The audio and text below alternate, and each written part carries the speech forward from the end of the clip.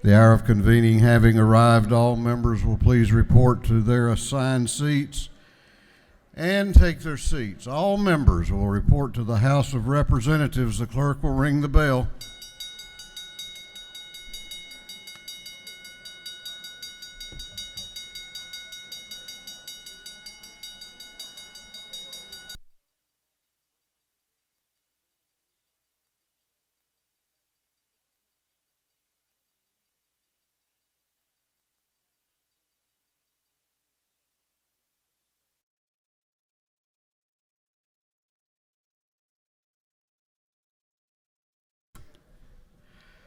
All members will please take your seats. We are going to have the morning roll call. All members present will please vote green to signify their presence in the chamber, and the clerk will unlock the machines.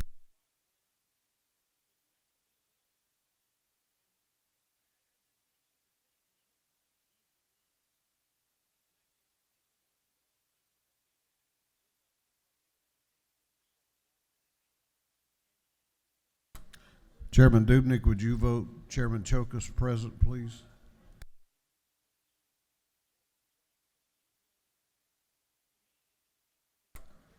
Have all members voted?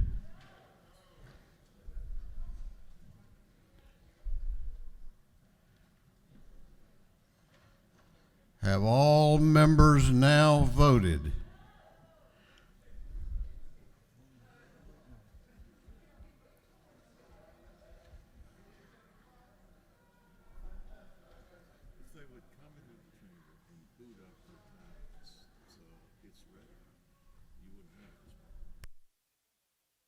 All right, we're going to lock the machines.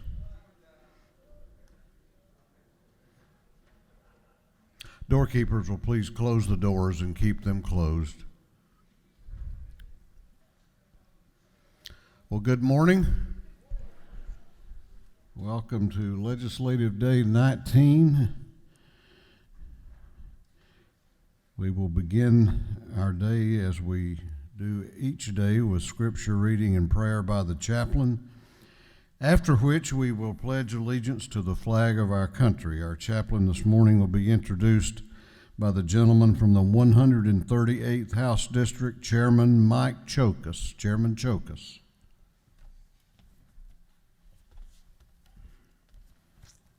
Thank you, Mr. Speaker. Well, good morning, everyone. It is indeed a pleasure for me to bring back to this house Pastor Bud Womack. He is the pastor of the Life Point Church in Americus, Georgia. He's been there for 22 years. And he's also the chaplain for the Sumter County Sheriff's Department. I've gotten to know Pastor Bud through a number of different things that has happened in our lives. And especially this past year with the pandemic and the challenges that we've been facing, riots, defunding the police, all type of things that came to mind. And when you have these challenges, I felt the need to appeal to a higher authority. So I called my wife. And she said that was even beyond her capabilities and said for me to call Pastor Bud. And so today, it is my honor to bring Pastor Bud to share his message with the People's House. Thank you.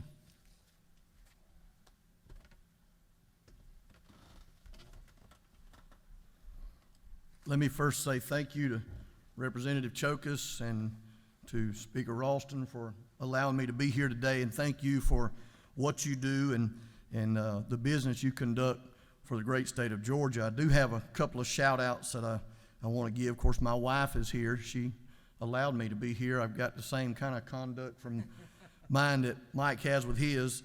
But my two daughters, Kayla and Kelsey, my son-in-law Earl, they're workers, they're educators, and they're working today. Our youngest one is in class right now, getting ready to be an educator. And there's two other young men that I really want to do a special shout out to, and two young men that are very close to me that really bring a different perspective in life and ministry for me, and that's Nathan Mathis and Josh Masters. Back home, they're able to see this, and so they're great young men, and just wanted to give a little shout out to them. I'd like to start out with a little humor this morning, as I always do most of the time in my pulpit. I do, and the Bible says that laughter does good like a medicine, so everybody ought to leave here feeling really good today. There was a devoted Christian woman that always prayed every day. She prayed out loud. She would begin to shout in her house, and every day when she did that, the windows were open. Her next door neighbor was not as convinced that he needed to be a believer and so dogmatic about her religion or his religion as she was, and so he always fussed about her praying and shouting and having a good time with gospel music playing. One particular day, this woman was in her room, and she was praying, and she was talking to God, and she said, God, I need some groceries. The refrigerator's bare, the cupboard's bare. I need some groceries. I believe you're going to send me some groceries. And she got excited and started shouting again. And the guy had about all he could stand. So he went to the grocery store, bought 2 full bags of groceries, come back to her house, knocked on the door. She answered the door, and he shoved 2 bags of groceries in her arms. He said, there's your groceries. Now stop it. Well, all of a sudden, this woman just laid the groceries down, and she started shouting and dancing and praising the Lord all over the porch. He said, lady, what's the matter with you? What's the matter with you? God didn't give you these groceries. I brought these groceries. Why are you shouting? She said, not only did God provide me groceries, he made the devil deliver them.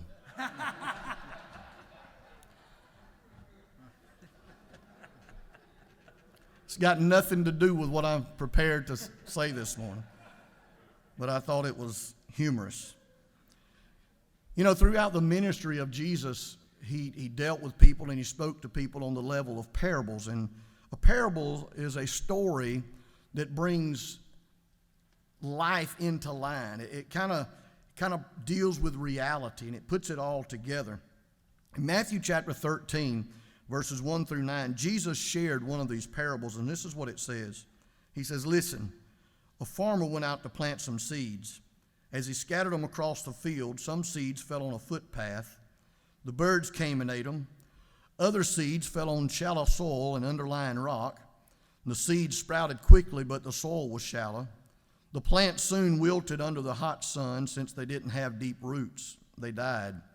Other seeds fell among thorns that grew up and choked out the tender plants, and still other seeds fell on fertile soil, and they produced a crop that was, listen to this, 30, 60, and even 100 times as much as had been planted. Anyone with ears to hear should listen and understand. The seed that this farmer planted found itself in 4 different areas, 4 different places of soil or places that was around the good ground. Number 1 was the footpath. Second one was the shallow, rocky soil. And then there was the briar patch. And then there was the good soil that it was on. The bottom line is this. Any seed has the potential for growth. Any seed has a potential of growth. And the fact is, it's in their DNA to grow. The seed, that's just what seeds do. When they're planted, when they're placed, they grow. But where the seed is planted determines if the seed will multiply or not. You see, God never said to the farmer one time, create a seed. He never one time told him to make a seed or cause a seed to grow. God never said that he should prevent the seed from falling on other ground. But he did say to the farmer, plant the seed, scatter the seed. We also know that the seed that this farmer put out, that he scattered, no matter where it fell, was good seed, because the seed that fell on good ground multiplied 30, 60, and 100%. We know that. Now, let me show you a few things this morning, if you will, about the seed. Number 1 is this. If we're not careful, we'll try to perfect something that God has already perfected. A farmer can't spend his time inspecting every seed that goes out. He can't spend his time looking at every one, making sure it's a perfect seed. His job is to simply plant the seed that he has access to. As a pastor, it's not my job to determine or select who hears the message of Christ. It's my job to deliver the message I have access to. Number 2 is this: don't try to determine the purpose of where the seed lands. Most people would discount the first 3 areas where the seed fell. The first one was the footpath. Now, some may think it was a waste, but I don't think it was a waste, because what you see is the seed that fell was used to feed birds. Listen, what you may see as waste may be what somebody else needs to survive. The other 2 grounds was the shallow rocky ground and a briar patch.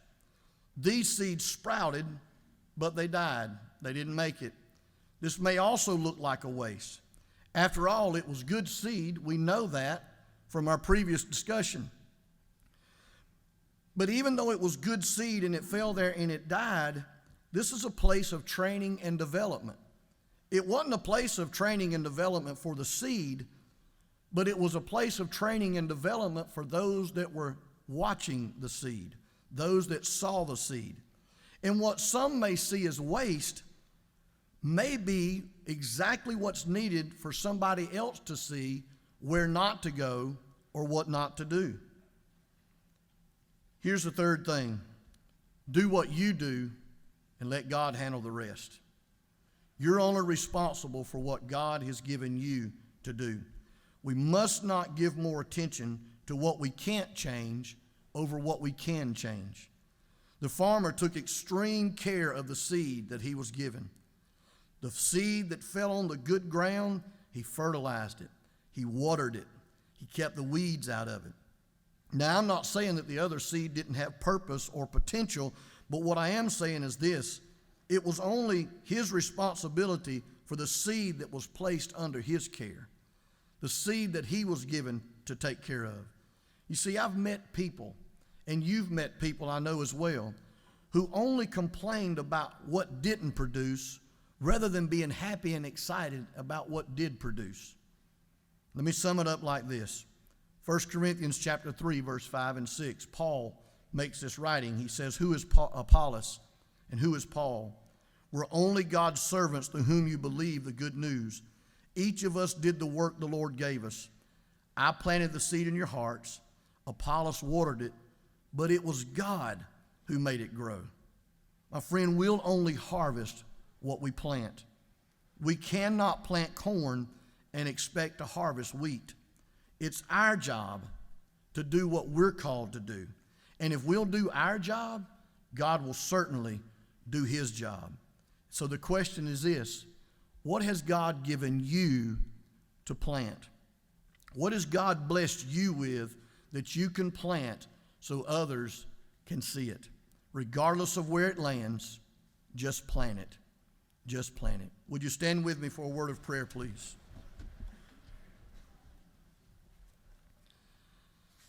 Father, we come to you today with grateful hearts. God, we're thankful that you have allowed us to be a part of this day. Lord, I am extremely thankful for the men and women that come into this chamber, come into this house day after day, session after session, meeting after meeting, to try to make decisions that are great for our state. Lord, today I ask you to bless them. I ask you to use them in a mighty way. God, let us search our hearts. Let us search our lives, God, so that when we look at it, we can say, Lord, I'm taking care of what you've given me responsibility to take care of. I'm doing what you've called me to do. Lord, I pray that our hearts be tender and our ears be softened to listen and receive the direction of you. God, I pray that you would bless our governor, our lieutenant governor, our Speaker of the House, every representative, and every senator. Guide our steps today. In Jesus' name I pray. Amen and amen. Would you join me for the pledge? I pledge allegiance to the flag of the United States of America and to the republic for which it stands, one nation, under God, indivisible, with liberty and justice for all. Thank you, sir. Doorkeepers will unlock the doors.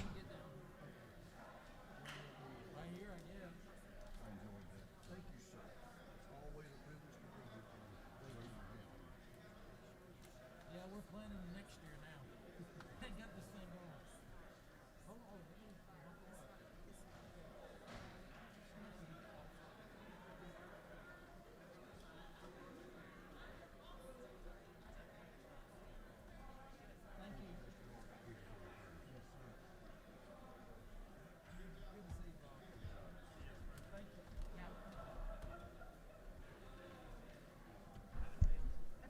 Chair recognizes Chairman Hogan, the chair of the Committee on Information and Audits. Thank you, Mr. Speaker. Your Committee on Information and Audits has read the journal of the previous legislative day and found it to be correct. And furthermore, Mr. Speaker, up in Blue Ridge, there were these two hillbillies that were sipping shine on the front porch when a truck went by with a load of rose sod. I'm going to do that when I win the lottery, said Hillbilly 1. Do what? Said Hillbilly 2. Send my lawn out and get it mowed.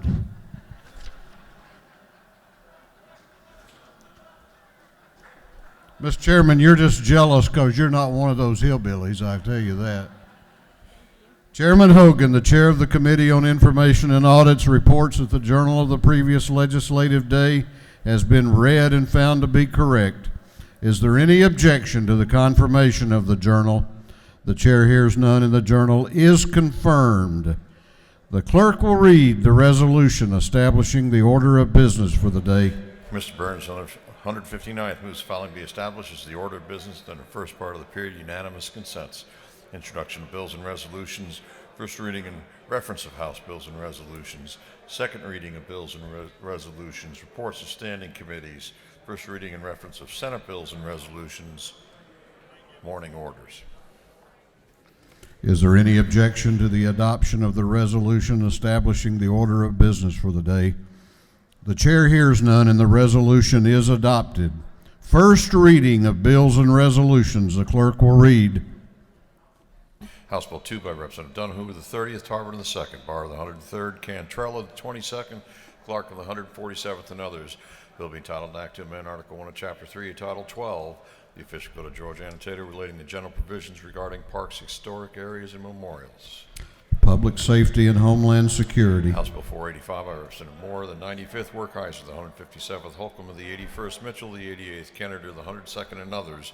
Bill be titled Act to amend the official code of Georgia Annotated so as to repeal the imposition of the death penalty. Judiciary Non-Civil. House Bill 486 by Representative Moore, the 95th, Fry, the 118th, Dollar, the 45th. Bill be titled Act to amend Code Section 48.7, 40.26 of the official code of Georgia Annotated relating to income tax credit for felon.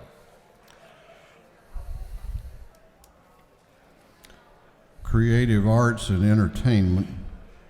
House Bill 487 by Representative Dreyer, the 59th. Bill be titled Act to amend Article 3, Chapter 13, and Title 48 of the official code of Georgia Annotated relating to excise tax on rooms.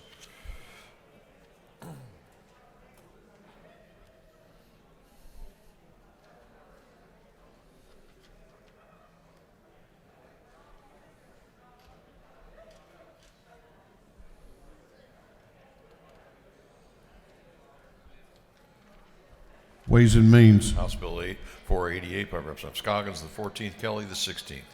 Lever to the 33rd, Lumsden to the 12th, Gamble the 15th, and others. Bill be titled Act to amend Title 15 of the official code of Georgia Annotated relating to courts. Judiciary. House Bill 489 by Representative Moore, the 95th, Wynn of the 89th, Holcomb of the 81st. Bill be titled Act to amend Chapter 6 of Title 16 of the official code of Georgia Annotated relating to sexual offenses. Judiciary Non-Civil. House Bill 490 by Representative Hill of the 3rd, Tarver of the 2nd. Bill be titled Act to amend the Act creating the Office of Commissioner of Catoosa County. Intergovernmental Coordination. House Bill 491 by Representative Blackman of the 146th, Kelly the 16th, Taylor of the 173rd, Powell of the 32nd, Hatchett of the 150th, and others. Bill be titled Act to amend Chapter 2 of Title 21 of the official code of Georgia Annotated relating to elections and primaries generally. Special Committee on Election Integrity. House Bill 492 by Representative Blackman of the 146th, Kelly the 16th, Taylor of the 173rd, Powell of the 32nd, Hatchett of the 150th. Bill being titled an act to amend Chapter 2 of Title 21, the official code of Georgia annotated relating to primaries and elections generally. Special Committee on Election Integrity. House Bill 493 by Representative Blackman of the 146th, Kelly the 16th, Taylor 173rd, Powell the 32nd, Hatchett of the 150th, and others. Bill being titled an act to amend Chapter 2 of Title 21 of the official code of Georgia annotated relating to elections and primaries generally. Special Committee on Election Integrity. House Bill 494 by Representative Burchett of the 176th, Corbett of the 174th, Watson of the 172nd, Smith of the 18th, and Williams of the 148th. Bill being titled an act to amend Chapter 2 of Title 21 of the official code of Georgia annotated relating to elections and primaries generally. Special Committee on Election Integrity. House Bill 495 by Representative Crowe of the 110th, Weedower of the 119th, Williams of the 145th, and Hitchens of the 161st. Bill being titled an act to amend Article 1 of Chapter 3 of Title 35 and Article 2 of Chapter 1 of Title 42 of the official code of Georgia annotated relating to general provisions regarding the Georgia Bureau of Investigation. Public Safety and Homeland Security. House Bill 496 by Representative Burchett of the 176th, Burns of the 159th, Rose of the 120th, Ridley of the 6th, and Williams of the 148th. Bill being titled an act to amend Code Section 32-628, the official code of Georgia annotated relating permits for vehicles. Transportation. House Bill 497 by Representative Astration to the 104th. Bill being titled an act to amend the official code of Georgia annotated so as to revise, modernize, correct errors or omissions in.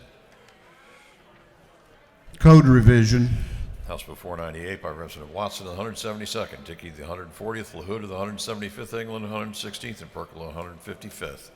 Bill be titled an act to amend Part 1 of Article 2 of Chapter 5 of Title 48 of the official code of Georgia annotated relating to property tax exemptions. Ways and Means. House Bill 499 by Representative Evans, the 57th, McLean of the 100th, Buckner of the 137th, Nguyen of the 89th, McLeod of the 105th, and others. Bill be titled an act to amend Chapter 4, Title 34 of the official code of Georgia annotated relating to minimum wage law. Industry and Labor. House Bill 500 by Representative Burchett of the 176th, Blackman of the 146th, Dickey the 140th, Rhodes the 120th, and Watson the 172nd. Bill be titled an act to amend Code Section 33-1-25, the official code of Georgia annotated relating to the Georgia Agribusiness and Rural Jobs Act. Ways and Means. House Bill 501 by Representative Blackman of the 146th and Roberts the 52nd. Bill being titled an act to amend Chapter 2 of Title 21 of the official code of Georgia annotated relating to primaries and elections generally. Special Committee on Election Integrity. House Bill 502 by Representative Smith of the 18th, Abstration of the 104th, Lopez of the 86th, Goggins the 14th, and Walensky the 79th. Bill be titled an act to amend Article 1 of Chapter 10 of Title 17 of the official code of Georgia annotated relating to the procedure for sentencing and imposition of punishment. Public Safety and Homeland Security. House Bill 503 by Representative Watson of the 172nd, Blackman of the 146th, Corbett of the 174th, Houston of the 170th, and Stevens of the 164th. Bill being titled an act to amend Part 1 of Article 1 of Chapter 8 of Title 48, the official code of Georgia annotated relating to general provisions regarding sales and use taxes. Ways and Means. House Bill 504 by Representative Williamson of the 115th, Reeves of the 34th, Burns of the 159th, Knight of the 130th, Blackman of the 146th, and others. Bill be titled an act to amend Code Section 33-1-25, the official code of Georgia annotated relating to the Georgia Agribusiness and Rural Jobs Act. Ways and Means. House Bill 505 by Representative Nguyen of the 89th, Beverly of the 143rd, Gilliard of the 162nd, Bodie of the 62nd, Jackson of the 64th, and others. Bill be titled an act to amend Article 2, Chapter 3, Title 16 of the official code of Georgia annotated relating to justification and excuse. Judiciary Non-Civil. House Bill 506 by Representative Gamble of the 15th, Williams of the 145th, Scoggins of the 14th, Gullett of the 19th, Moptahan of the 17th, and others. Bill being titled an act to amend Chapter 2 of Title 21 of the official code of Georgia annotated relating to elections and primaries generally. Special Committee on Election Integrity. House Bill 507 by Representative Williams, the 145th, Jaspers, the 11th, Crowe of the 110th, Yeard of the 152nd, Scoggins, the 14th, and others. Bill be titled an act to amend Chapter 2 of Title 21, the official code of Georgia annotated relating to elections and primaries generally. Special Committee on Election Integrity. House Bill 508 by Representative Carpenter, the 4th, Gaines, the 117th, Moore, the 95th, Reeves, the 34th, and Fry, the 118th. Bill be titled an act to amend Chapter 1 of Title 10, the official code of Georgia annotated relating to selling and other trade practices. Creative Arts and Entertainment. House Bill 509 by Representative Gaines, the 117th, Kelly, the 16th, Cooper, the 43rd, Weedower, the 119th, Lumsden, the 12th, and others. Bill being titled an act to amend Article 1 of Chapter 30 of Title 33, the official code of Georgia annotated relating to general provisions relevant to group or blanket accident and sickness insurance. Insurance. House Bill 510 by Representative Gaines, the 117th, Stevens, the 164th, Clark, the 147th, Houston, the 170th, Cooper, the 43rd, and others. Bill be titled and act to amend Article 2, Chapter 7, of Title 48 of the Official Code of Georgia annotated relating to the imposition rate computation and exemptions from income taxes. Ways and House Means. Bill 511 by Representative Reeves, the 34th, England, and the 116th, Blackman, and the 146th, Williamson, and the 115th, Mitchell, the 88th, and others. Bill being titled and act to amend Titles 12, 19, 27, 28, 31, 40, 45, 48, and 49 of the Official Code of Georgia annotated relating to conservation and natural resources. Appropriations. House Bill 512 by Representative Jaspers of the 11th, Williams of the 145th, Barton of the 5th, Ridley of the 6th, and Tarvin of the 2nd. Bill being titled and act to amend Chapter 2 of Title 21 of the Official Code of Georgia annotated relating to elections and primaries generally. Special Committee on Election Integrity. House Bill 513 by Representative Benton of the 31st. Bill be titled and act to amend Article 1 of Chapter 3 of Title 50 of the Official Code of Georgia annotated relating to state and other flags. Rules. House Bill 514 by Representative Hutchinson of the 107th, Cooper the 43rd, Oliver the 82nd, Beverly the 143rd, and Dempsey the 13th, and others. Bill be titled and act to amend Article 1 of Chapter 24, Title 33, the Official Code of Georgia annotated relating to insurance generally. Insurance. House Bill 515 by Representative Wilson of the 80th, Couch of the 50th, Allen of the 40th, and Schofield of the 60th. Bill being titled and act to amend Code Section 33.9.4, the Official Code of Georgia annotated relating to standards applicable to make and uses of rates. Insurance. House Bill 516 by Representative Mathiak, the 73rd, Bond of the 72nd, Camp of the 131st, Knight of the 130th, Gravely of the 67th, and others. Bill being titled and act to amend Part 3 of Article 3 of Chapter 12 of Title 16 of the Official Code of Georgia annotated relating to sales or distribution of harmful materials. Judiciary Non-Civil. House Bill 517 by Representative Carson, the 46th, Knight of the 130th, Blackman, the 146th, Newton, the 123rd, Belton, the 112th, and others. Bill be titled and act to amend Chapter 2A of Title 20 of the Official Code of Georgia annotated relating to student scholarship organizations. Education. House Bill 518 by Representative Mitchell, the 106th, Evans, the 57th, Wilkerson, the 38th, Scott of the 76th, Lewis Ward of the 109th, and others. Bill being titled and act to amend Chapter 2 of Title 20, the Official Code of Georgia annotated relating to elementary and secondary education. Education. House Bill 519 by Representative Mitchell, the 106th, Wilkerson, the 38th, Evans, the 57th, Scott of the 76th, Maynard, the 56th, and others. Bill be titled and act to amend Article 4 of Chapter 2 of Title 20 of the Official Code of Georgia annotated relating to increased flexibility for local school systems. Education. House Bill 520 by Representative Singleton of the 71st, Jones of the 25th, Martin of the 49th, and Dreyer of the 59th. Bill be titled and act to amend Article 1, Chapter 40 of Title 50 the Official Code of Georgia annotated relating to general provisions regarding promotion and deployment of broadband services. Energy, Utilities, and House Telecommunications. Bill 521 by Representative Lim of the 99th. To be titled and act to amend Chapter 6A, Title 12 of the Official Code of Georgia annotated relating to outdoor stewardship. Game, Fish, and Parks. House Bill 522 by Representative Lim of the 99th. Bill being titled and act to amend Article 1 of Chapter 1 and Title 7 of the Official Code of Georgia annotated relating to provisions applicable to the Department of Banking and Finance. Banks and Banking. House Bill 523 by Representative Lim of the 99th. Bill being titled and act to amend Chapter 1 of Title 31 and Article 1 of Chapter 24, Title 33, the Official Code of Georgia annotated relating to general provisions relative to health and insurance. Special Committee on Access to Quality Health Care. House Bill 524 by Representative Lim of the 99th, Park of the 101st, Maynard of the 56th, and Thomas of the 65th. Bill being titled and act to amend Article 1 of Chapter 7 and Title 44 of the Official Code of Georgia annotated relating to landlord and tenant generally. Judiciary. House Bill 525 by Representative Lim of the 99th, Maynard of the 56th, and Thomas of the 65th. Bill being titled and act to amend Part 4 of Article 1 of Chapter 18 and Title 43 of the Official Code of Georgia annotated relating to operation of funeral establishments. Regulated House Industries. Bill 526 by Representative Neal of the 74th, Gilliard of the 162nd, Walensky the 79th, Fry of the 118th, and Taylor the 91st. Bill being titled and act to amend Article 4, Chapter 4, Title 17 of the Official Code of Georgia annotated relating to arrests by private persons. Judiciary Non-Civil. House Bill 527 by Representative Neal of the 74th and Park of the 101st. Bill being titled and act to amend Article 2, Chapter 7 and Title 48 the Official Code of Georgia annotated relating to imposition rate computation and exemption. Ways and House Means. Bill 528 by Representative Neal of 74th, Gilliard of the 162nd, Fry of the 118th, Bodie of the 62nd, Taylor of the 91st. Bill being titled an act to amend Chapter 1 and Title 51 of the Official Code of Georgia annotated relating to general provisions of torts. Public Safety and Homeland Security. House Bill 529 by Representative Neal, the 74th, and Bodie, the 62nd. Bill be titled an act to amend Article 1 and Chapter 2 of Title 40, the Official Code of Georgia annotated relating to general provisions regarding registration and licensing of motor vehicles.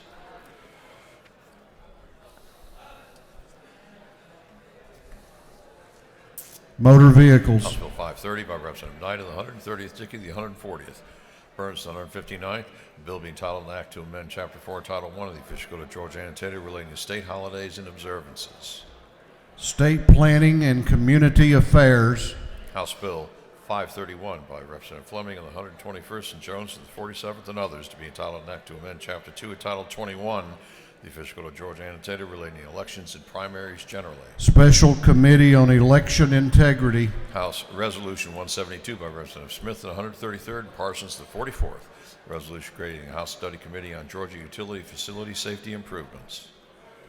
Energy, Utilities, and Telecommunications. House Resolution 173 by Representative Lim of the 99th. Resolution proposing an amendment to the Constitution so as to authorize the General Assembly to provide by general law.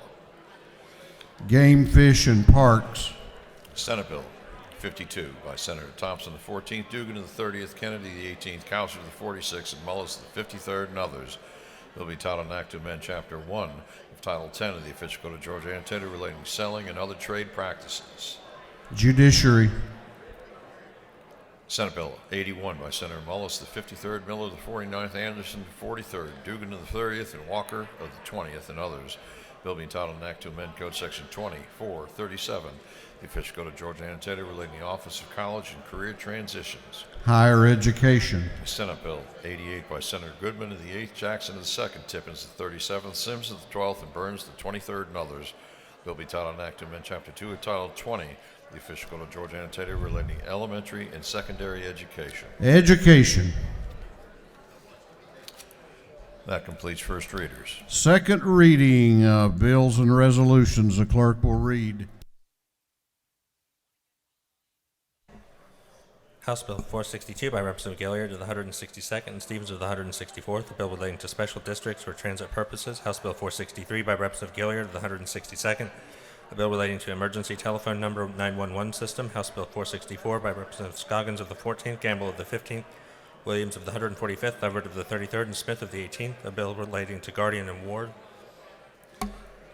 House Bill 465 by Representative Gullett of the 19th, Gravely of the 67th, Ridley of the 6th, Mompton of the 17th, Singleton of the 71st, and others, a bill relating to general provisions applicable to counties and municipal corporations. House Bill 466 by Representative Powell of the 32nd, Williams of the 145th, Ridley of the 6th, Corbett of the 174th, Petrie of the 166th, and others, a bill relating to driver's licenses and driver training schools.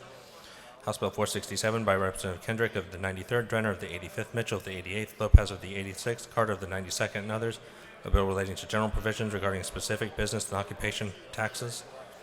House Bill 468 by Representative Carpenter of the 4th, Montana of the 17th, Thomas of the 21st, Smith of the 18th, Martin of the 49th, a bill relating to emergency powers of the governor.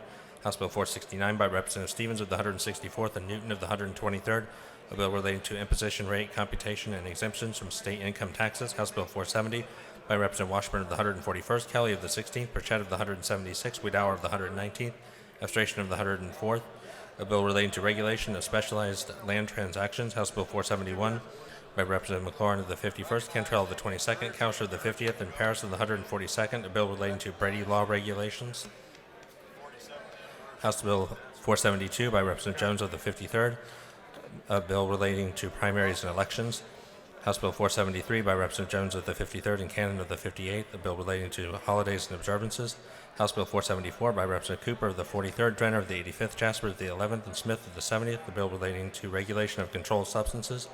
House Bill 475 by Representative Schofield of the 60th, Davis of the 87th, Scott of the 76th, Burnell of the 77th, McLeod of the 105th, and others, a bill relating to general provisions regarding the General Assembly.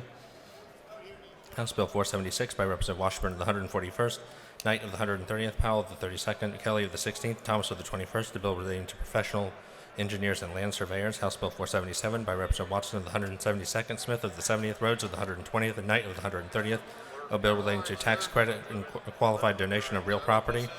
House Bill 478 by Representative Rich of the 97th, Burchett of the 176th, Holcomb of the 81st, Ballinger of the 23rd, Gravely of the 67th, and others, a bill relating to opinions and expert testimony. House Bill 479 by Representative Reeves of the 34th, Hogan of the 179th, Gilliard of the 162nd, Frazier of the 126th, Deloach of the 167th, and others, a bill relating to criminal procedure. House Bill 480 by Representative Washburn of the 141st, Jones of the 47th, Carpenter of the 4th, Moore of the 95th, Crow of the 110th, and others, a bill relating to mechanics and materialmen liens. House Bill 481 by Representative Reeves of the 34th, Anilowitz of the 42nd, Belton of the 112th, Kelly of the 16th, Wiedauer of the 119th, and others, bill relating to imposition rate computation exemptions from state income taxes. House Bill 482 by Representative Lim of the 99th and Holcomb of the 81st, a bill relating to ad valorem taxation of property. House Bill 483 by Representative Fry of the 118th, Drenner of the 85th, Anilowitz of the 42nd, Alexander of the 66th, Moore of the 95th, a bill relating to property owners and associations and covenants and warranties. House Bill 484 by Representative Fry of the 118th, Holcomb of the 81st, Beverly of the 143rd, Wynn of the 89th, Alexander of the 66th, and others, a bill relating to holidays and observances. House Resolution 161 by Representative Gilliard of the 162nd, Stevens of the 164th, Petrie of the 166th, and Mallow of the 163rd, resolution creating the House Study Committee on the Nancy Hanks passenger rail line from Savannah to Atlanta. House Resolution 162 by Representative Metz of the 55th, Smyre of the 135th, Stevens of the 164th, Glanton of the 75th, Kendrick of the 93rd, and others, resolution creating the House Study Committee on the History of Historically Black Colleges and Universities. House Resolution 163 by Representative Fry of the 118th, Beverly of the 143rd, Schofield of the 60th, Davis of the 87th, Wynn of the 89th, and others, resolution creating the House Study Committee to evaluate workplace safety and labor law enforcement in Georgia. House Resolution 164 by Representative Lim of the 99th and Holcomb of the 81st, a resolution proposing amendment to the Constitution so as to authorize the General Assembly to provide by general law for valuation of open space land subject to a contract for an agricultural incentive zone. House Resolution 165 by Representative McLaurin of the 51st, Schofield of the 60th, Kennard of the 102nd, Mitchell of the 106th, Park of the 101st, and others, resolution providing for an inquiry of certain matters related to the Department of Corrections. Senate Bill 27 by Senator Thompson of the 14th, Kirkpatrick of the 32nd, Duggan of the 30th, Hatchett of the 50th, Hufstetler of the 52nd, and others, a bill relating to certain military certifications that entitle persons to obtain certain professional licenses. Senate Bill 43 by Senator Brass of the 28th, Mullis of the 53rd, Miller of the 49th, Alberts of the 56th, Gann of the 47th, and others, a bill relating to enumeration of unfair methods of competition, and unfair or deceptive acts or practices and penalty. Senate Bill 45 by Senator Thompson of the 14th, Alberts of the 56th, Gooch of the 51st, Mullis of the 53rd, Beach of the 21st, and others, a bill relating to general provisions of professions and businesses. Senate Bill 53 by Senator Hufstetler of the 52nd, Alberts of the 56th, Butler of the 55th, Hickman of the 4th, Kirkpatrick 32nd, and others, a bill relating to the Georgia Technology Authority. Senate Bill 87 by Senator Redd of the 33rd, Miller of the 49th, Butler of the 55th, Tillery of the 19th, Harbison of the 15th, and others, a bill relating to tax returns and furnishing of information. Through second readers. Reports of standing committees. The clerk will read. Representative Greg Morris of the 156th District, Chairman of the Committee on Banks and Banking, submitted the following report. Mr. Speaker, your Committee on Banks and Banking has had under consideration the following bill of the House and has instructed me to report the same back to the House. The following recommendation. 306 do pass. Respectfully submitted. Representative Greg Morris of the 156th District, Chairman. Representative Matt Dubnik of the 29th District, Chairman of the Committee on Education, submitted the following report. Mr. Speaker, Committee on Education has had under consideration the following bill of the House and has instructed me to report the same back to the House. The following recommendations. House Bill 455 do pass by substitute. Respectfully submitted. Representative Matt Dubnik of the 29th District, Chairman. Representative Darlene Taylor, 173rd District, Chairman of the Committee on Governmental Affairs, submitted the following report. Mr. Speaker, your Committee on Governmental Affairs is in consideration the following bills of the House and instructed me to report the same back to the House. The following recommendations. House Bill 161 do pass. House Bill 286 do pass by committee substitute. Respectfully submitted, Representative Darlene Taylor, 173rd District, Chairman. Representative Chuck Martin of the 49th District, Chairman of the Committee on Higher Education, submitted the following report. Mr. Speaker, your Committee on Higher Education has had in consideration the following bill of the House. It instructed me to report the same back to the House. The following recommendations. House Bill 152 do pass by substitute. Respectfully submitted, Representative Chuck Martin of the 49th District, Chairman. Representative James Burgett of the 176th District, Chairman of the Committee on Judiciary and Non-Civil, submitted the following report. Mr. Speaker, your Committee on Judiciary and Non-Civil has had under consideration the following bills and resolution of the House. Instruct me to report the same back to the House with the following recommendations. House Bill 141 do pass. House Bill 367 do pass. House Resolution 120 do pass. Respectfully submitted, Representative James Burchett of the 176th District, Chairman. Representative Jay Collins, the 68th District, Chairman of the Committee on Public Safety and Homeland Security, submitted the following report. Mr. Speaker, your Committee on Public Safety and Homeland Security has had under consideration the following bills of the House and the Senate. Has instructed me to report the same back to the House the following recommendations. Senate Bill 60 do pass. House Bill 248 do pass. House Bill 247 do pass by committee substitute. House Bill 218 do pass by committee substitute.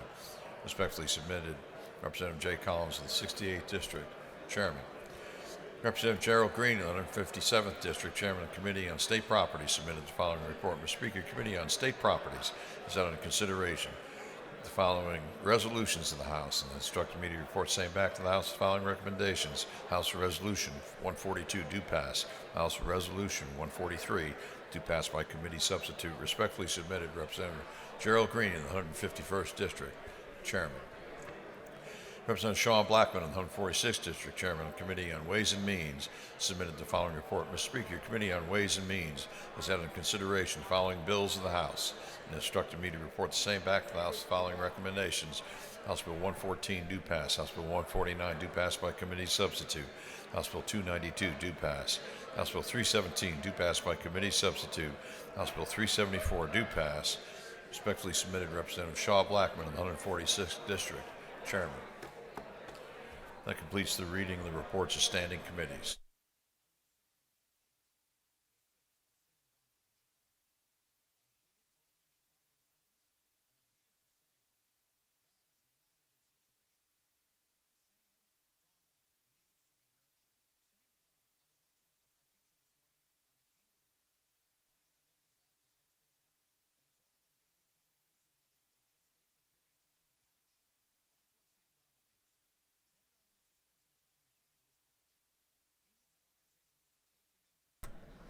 All right, we're going on now to morning orders.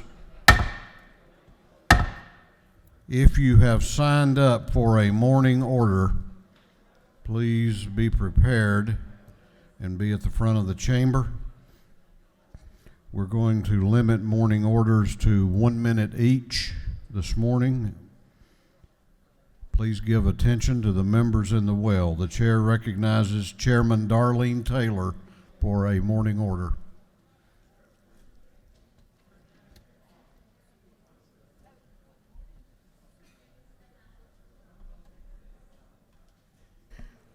Thank you. Thank you, Mr. Speaker, members of the House. In honor of Black History Month, today I bring you a new history. I'm proud to recognize Dr. Darrell Crenshaw. He's a nephrologist who lives in Thomasville. Dr. Crenshaw's first encounter in doctoring occurred when he was 10 years old. As a youngster in Selma, Alabama, his cat Spot was injured, and at that direction of the local veterinarian, he was able to save his precious pet. Later, as he grew up, he knew exactly what he wanted to do. He became a doctor, a nephrologist, because of witnessing the number of family members with hypertension and kidney disease, a malady that affects many African Americans. He received his medical degree from Tulane University and completed further studies at the University of Alabama and trained at Emory in nephrology. He practiced at the Georgia Kidney and Hypertension Clinic and is a member of the Archibald COVID-19 Task Force. He's also a clinical professor of medicine at Florida State University and the Philadelphia College of Osteopathic Medicine.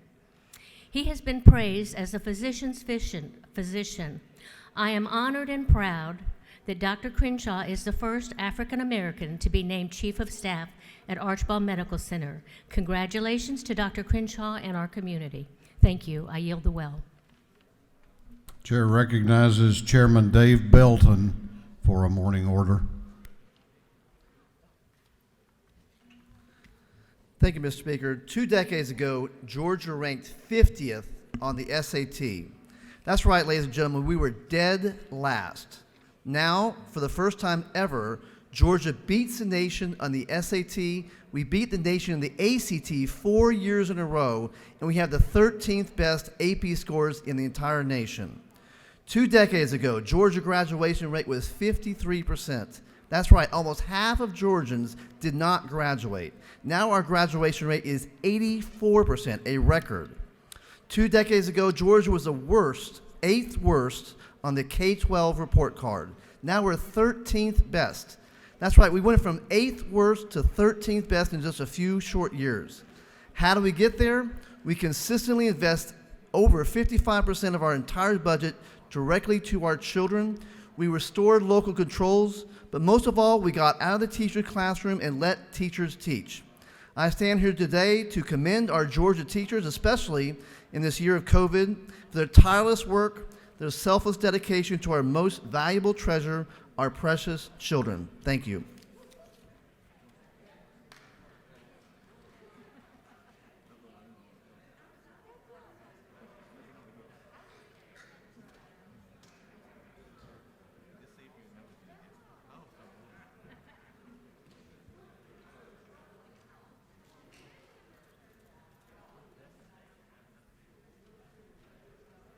Chair recognizes Chairman Lynn Smith for a morning order.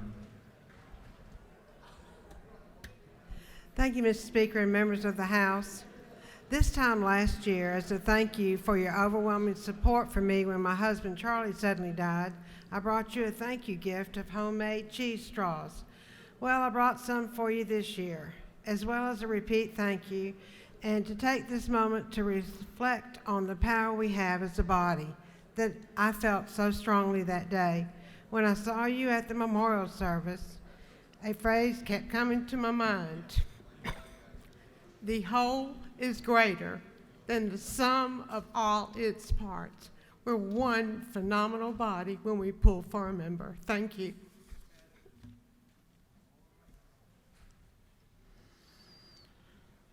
Chair recognizes Representative Nelson for a morning order.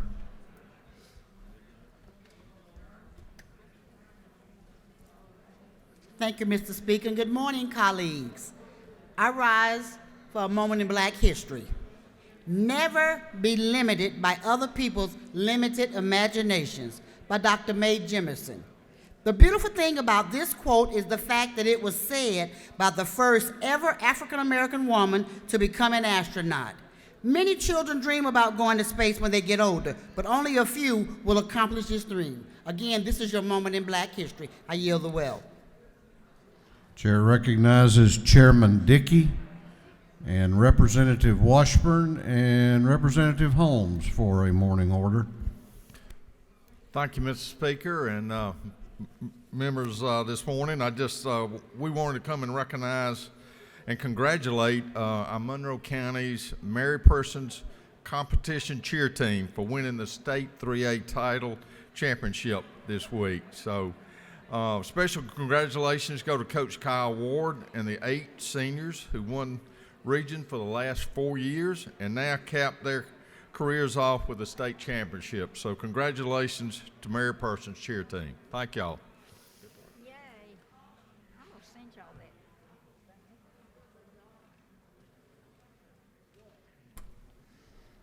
Chair recognizes Representative Carpenter for a morning order. Ladies and gentlemen of this House, on this day in Black history in 1965, Andre Young was born in Compton, California. Dr. Dre is considered by many as the founder of the West Coast rap scene, spending years as a DJ developing his style that has inspired thousands of rappers across the world, including Eminem, Kendrick Lamar, Snoop Dogg, and Tupac. His 1992 album, The Chronic, received multiple Grammys and was one of the year's bestsellers. Dr. Dre, a man of unity, brought adolescents from all races together who found common ground with his smooth lyrics and his heavy beats. You can also thank Dr. Dre for those fantastic headphones that you see all around the United States and the world. Worth over $800 million, Dre is an icon in the music industry. This is a personal shout out to Dr. Dre. Thanks for teaching me words that I'm unable to use in this well, and thank you especially for California love. I yield the well. Representative Carpenter. We have numerous requests that you just pick out a few lines from two or three of these artists. All right. So let me welcome everybody to the Wild Wild West.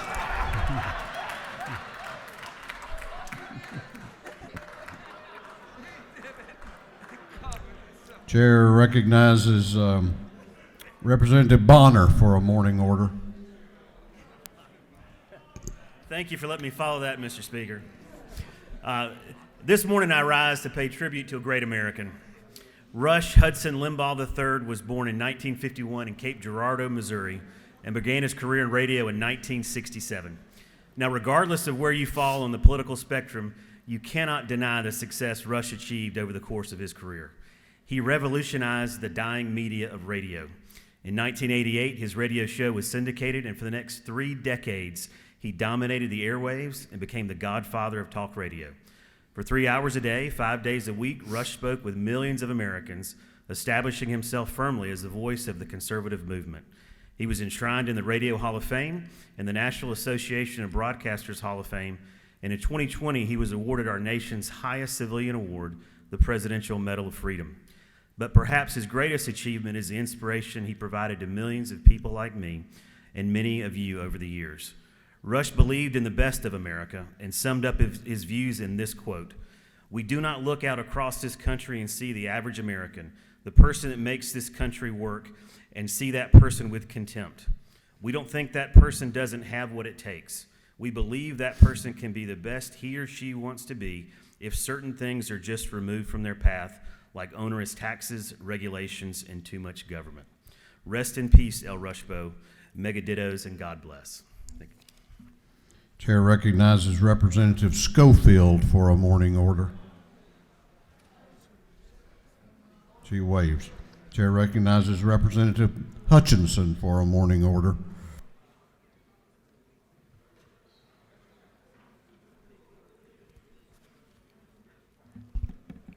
Good morning, colleagues. Today I bring to you Michaela, Macy, and Bailey.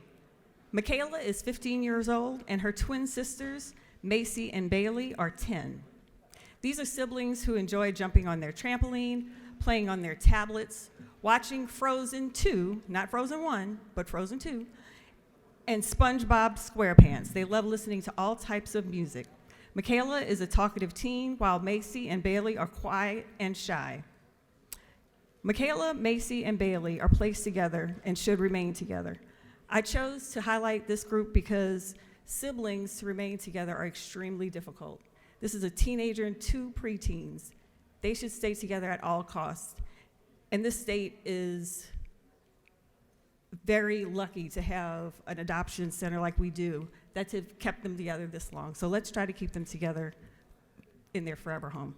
Thank you, Mr. Speaker. I yield the well.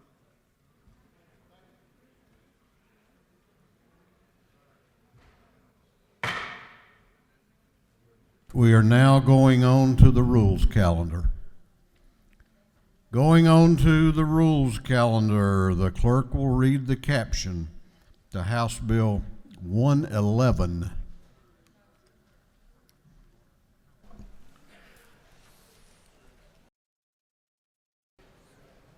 House Bill 111 by Representative Williamson of the 115th and others, to be entitled an act to amend Chapter 1 and Title 7 of the Official Code of Georgia Annotated relating to financial institutions so as to clarify and remove superfluous language. This bill having referred to the Committee on Banks and Banking, that committee recommends that this bill do pass. Chair recognizes Representative Williamson to present the bill. Thank you, Mr. Speaker. Colleagues, I bring before you today the annual Department of Banking and Finance housekeeping bill. I just want to remind you that this continues our multi-year effort to streamline and make our Georgia Financial Services Code more efficient, thereby attracting more businesses to Georgia. It comes as a collaborative effort between the Department of Banking and Finance and the regulated businesses which oversees, which include banks, credit unions, installment lenders, money service businesses, money transmitters, sellers of payment instruments, as well as the mortgage lenders and brokers' laws that it supervises. It's supported by both the Georgia Bankers Association, the community bankers, the League of Southeastern Credit Unions, and we all know that was formerly known as the Georgia Credit Union Affiliates, mortgage bankers, and the Georgia Financial Services Association. It's got several pandemic-related changes to it. It allows for virtual meetings that we're all very familiar with now.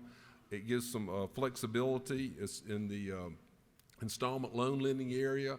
Lenders, by mutual consent with the borrowers, can freeze the shot clock at no cost, not a penny extra cost to the borrower for however many months it takes the borrower to get back on their feet with pre-agreed terms with the installment lender. It also gives credit unions the ability to expel a member that is acting in a behavior that's detrimental to the overall goals of the credit union, but that does require 2/3 vote of the members. And it additionally, that's really the highlights. It addresses some mergers, gives more flexibility in mergers between banks, credit unions, and both nationally chartered banks and state chartered banks. And it comes without objection from any no known objections. Be happy to answer any questions. Otherwise, I ask for your favorable consideration. I'll yield the well. You do not appear to have any questions. I yield the well. Thank you. Is there any objection to the previous question being ordered? The chair hears none. The previous question is ordered. Is there any objection to agreeing to the report of the committee, which was favorable to the passage of the bill? The chair hears none. The report of the committee is agreed to. Shall this bill now pass? All those in favor of the passage of House Bill 111 will vote aye. Those opposed will vote no, and the clerk will unlock the machines.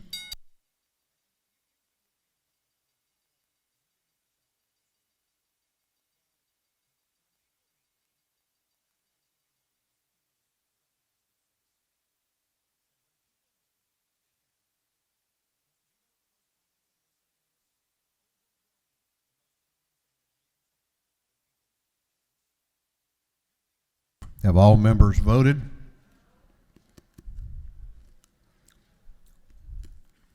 Have all members now voted? If so, the clerk will lock the machines. On the passage of House Bill 111, the ayes are 160, the nays are 0. This bill, having received the requisite constitutional majority, is therefore passed. Clerk will read the caption to House Bill 165. House Bill 165 by Representative Barr, the 103rd, and others, to be entitled an act to amend Part 4 of Article 1 of Chapter 8 of Title 40, the official code of Georgia annotated relating to horns, exhaust systems, mirrors, and windshields. This bill having referred to the Committee on Motor Vehicles. That committee recommends that this bill do pass. Chair recognizes Chairman Timothy Barr to present the bill. Thank you, sir. Good morning, colleagues. You may be familiar with this bill as we have passed it out of this House before. It had complications in the Senate with them adding something that wasn't great to it.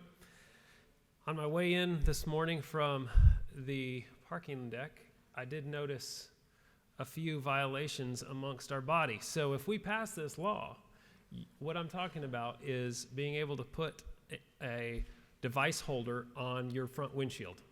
So currently it is illegal to have a GPS, a cell phone, or perhaps, as many folks are now doing, a recording device pointing out the front of your windshield. It's currently illegal. This bill would repeal that, and you would be able to put something on your front windshield as long as it did not obstruct the driver's view. We've passed this before. A lot of folks are in favor of this, and I would appreciate your yes vote on this bill. You do not, you do have a question. Do you yield for a question? Yes, sir. Chair recognizes Representative Donahue to your right for a question. Does the gentleman yield? To my friend, of course. I've got one problem with the bill. I've bought 4 of these appliances that you put on the front of the windshield. And I put my phone on it, but the windshield wiper keeps knocking it off. Is there some other thing maybe I'm missing? Yes, sir. I might explain that to you offline. Thank you, sir. Yes, sir. Good move. Mr. Speaker, I yield the well. Is there any objection to the previous question being ordered? The chair hears none. The previous question is ordered. Is there any objection to agreeing to the report of the committee, which was favorable to the passage of the bill? The chair hears none. The report of the committee is agreed to. Shall this bill now pass? All those in favor of the passage of the bill will vote aye. Those opposed will vote no, and the clerk will unlock the machines.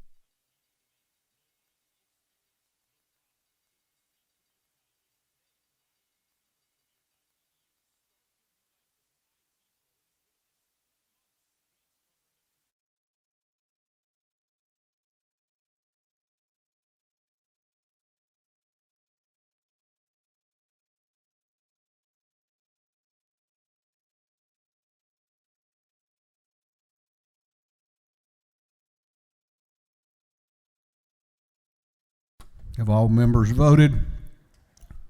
Have all members voted? If so, the clerk will lock the machines. On the passage of House Bill 165, the ayes are 166, the nays are 0. This bill, having received the requisite constitutional majority, is therefore passed. Clerk will read the caption to House Bill 353. House Bill 353 by Representative Jones, the 25th and others, to be entitled an act to amend Article 3 of Chapter 6 entitled 40, the official code of Georgia Annotated, relating to driving on the right side of the roadway, overtaking and passing. This bill having referred to the Committee on Motor Vehicles, that committee recommends that this bill do pass by committee substitute. Chair recognizes Chairman Todd Jones to present the bill. Thank you, Mr. Speaker. Good morning, colleagues. 353 is 25 lines, but hopefully I can provide a quick summary for you. The first part of the bill provides clarity in terms of your ability to maintain the 3-foot passing rule around a bike and allows you, with caution and if it is safe, to cross the yellow line.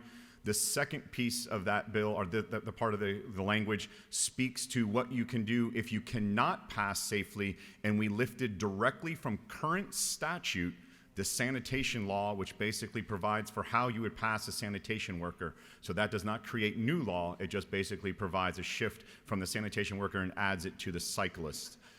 So I think that's an important note there. I would like to, before I yield for questions, I'd like to thank Chairman Corbett, and I'd like to thank Representative Couch for their input on this bill, so thank you.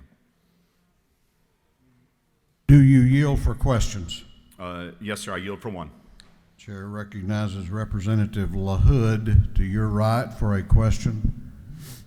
Thank you. Does the gentleman yield? Yes, sir. Is it not true that this change in law maintains a 3-foot passing buffer? Yes, sir. Do you further yield? Yes, sir.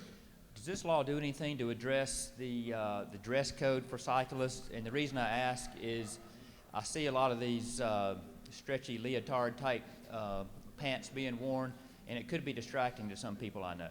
Yeah, it does. It allows everyone to wear the stretchy leotards other than Representative Ridley. Thank you. I yield the well. Thank you. Gentleman has yielded the well. Is there any objection to the previous question being ordered? The chair hears none. The previous question is ordered. Is there any objection to adopting the committee substitute? The chair hears none. The committee substitute is adopted. Is there any objection to agreeing to the report of the committee, which was favorable to the passage of the bill? The chair hears none. The report of the committee is agreed to. Shall this bill now pass? All those in favor of the passage of the bill will vote aye. Those opposed will vote no, and the clerk will unlock the machines.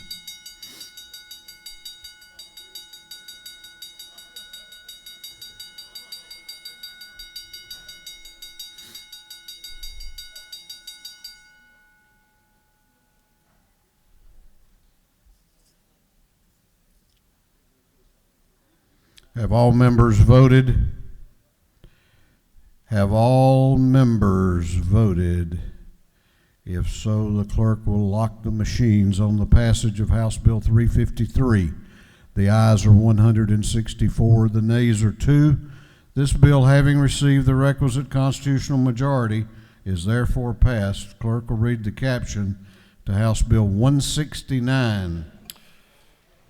House Bill 169 by Representative Corbett of the 174th and others, to be titled an act to amend Code Section 45-147 of the official code of Georgia Annotated, relating to requirements for issuance of commercial driver licenses or instruction permits. This bill having referred to the Committee on Motor Vehicles. That committee recommends that this bill do pass. Chair recognizes Chairman Corbett to present the bill. Thank you, Mr. Speaker. Members of the House, I bring before you House Bill 169, LC 392759. This bill is a department bill. It adds the requirement to receive a commercial driver's license. The person has to have completed a commercial driver training course. This is a federal requirement that as of June of 2022, if we do not adopt this, Georgia CDL license will not be recognized outside of the state, so it's a federal requirement. And then the second part of the bill, all it does is change on a commercial driver's instruction permit, just basically a learner's permit. The old way you could get it for 180 days, and you had the option to renew for 180 days with an additional fee. This changes it to 365 days with just the one fee initially. And that's all this bill does, Mr. Speaker, and I'll answer any questions if there are any. You do not have any questions. Thank you. I appreciate your favorable consideration. Is there any objection to the previous question being ordered? The chair hears none. The previous question is ordered. Is there any objection to agreeing to the report of the committee, which was favorable to the passage of the bill? The chair hears none. The report of the committee is agreed to. Shall this bill now pass? All those in favor of the passage of the bill will vote aye. Those opposed will vote no, and the clerk will unlock the machines.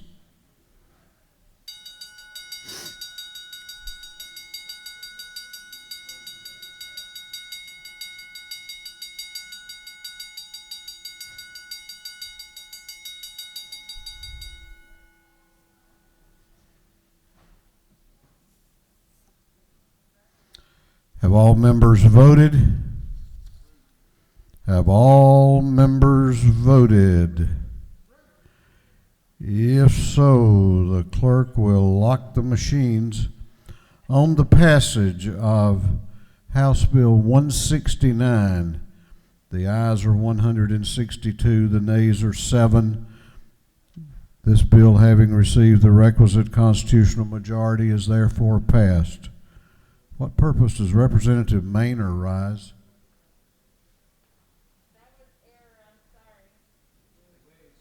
She waves. Clerk will read the caption to House Bill 212.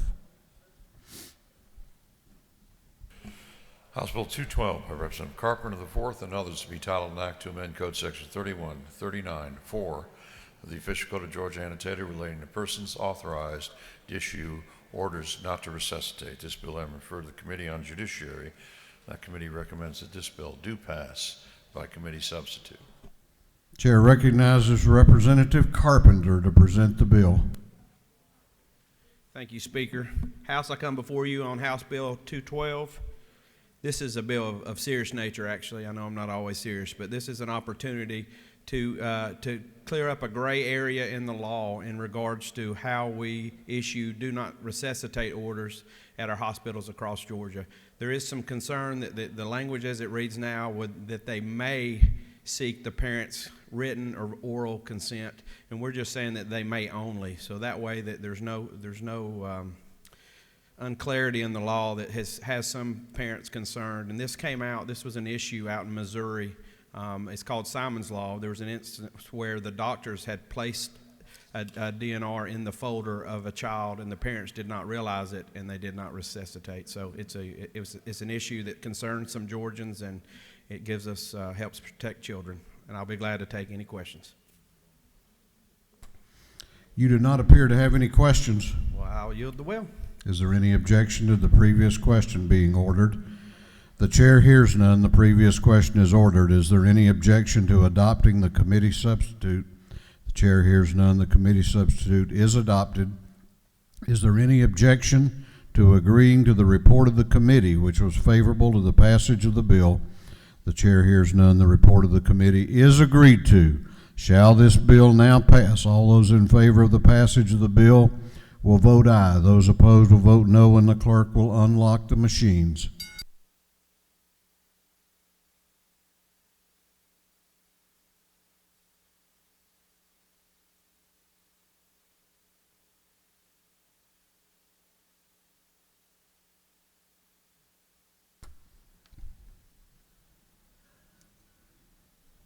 Have all members voted? Have all members voted? If so, the clerk will lock the machines on the passage of House Bill 212.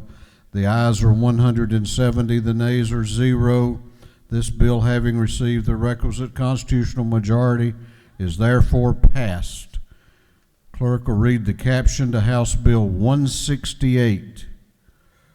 House Bill 168 by Representative Petrie, the 166 and others, to be entitled an act to amend Code Section 42-536 of the official code of Georgia annotated relating to confidentiality of information supplied by inmates.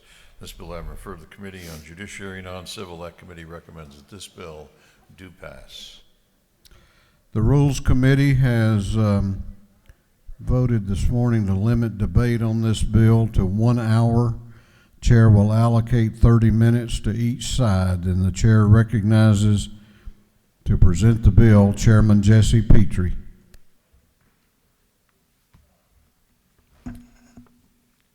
Thank you, Mr. Speaker. Ladies and gentlemen of the House, I present to you today House Bill 168. This bill last session was House Bill 885. It passed this House and was a casualty of COVID over in the Senate, I guess you could say. It's an important measure to my community, and I think to everyone in this room's community.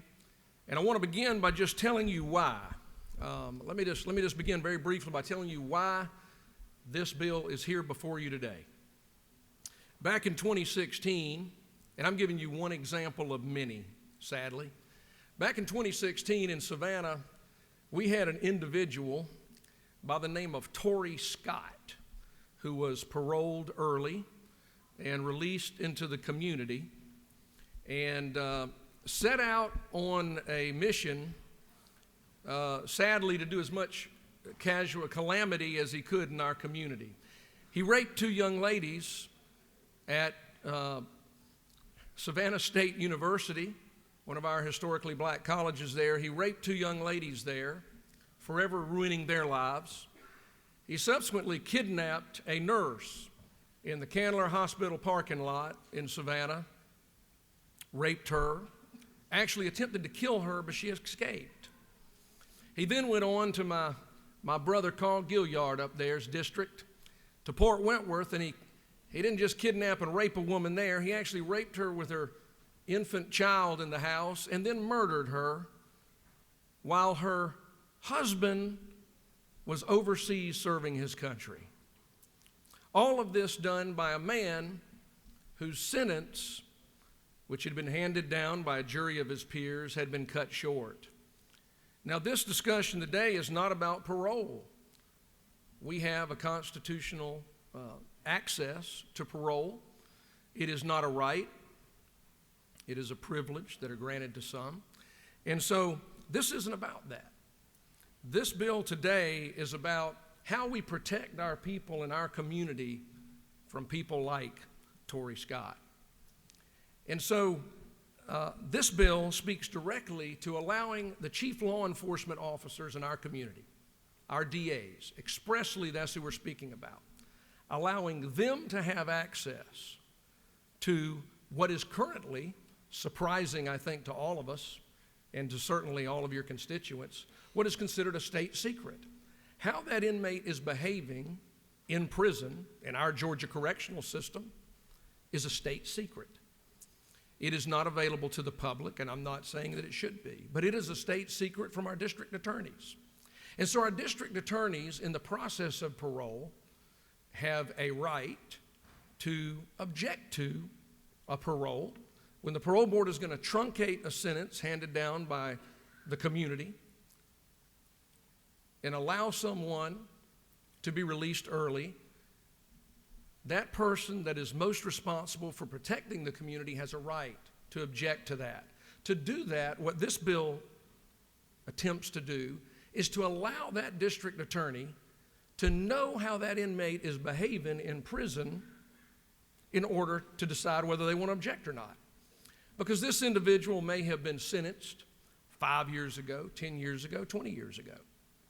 But I'll tell you one thing that everybody commonsensically knows is how you behave today is a pretty good indicator of how you're going to behave tomorrow. And so what we have discovered is that many of these individuals that have been paroled into the community actually have been exhibiting very inappropriate behaviors while in prison.